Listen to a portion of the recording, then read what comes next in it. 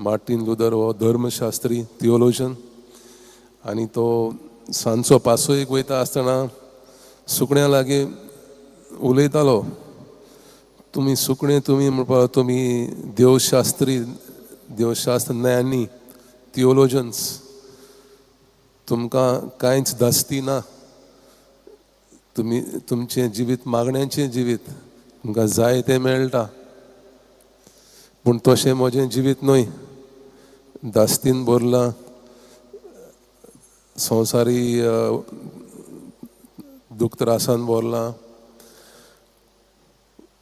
सो ही गोटाय ताका देवातायेन मेळ्ळी ह्या पास्टराक, कित्याक म्हूण हें जिवीत जिवंक जाय आनी ताका खबर आसली देवाची बरी खबर ताणें परगोड करूंक जाय. सो तो पोंदकोणी उज्यान उदकान बुडोवन लासून मरोंक तयार आसलो, देवाच्या मोगान भरलेलो.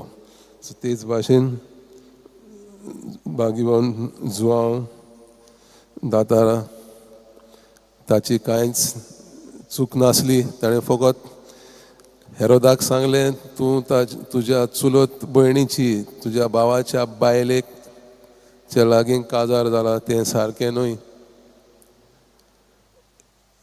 हेकाच लागून ताका जीव दिवंक पडलो.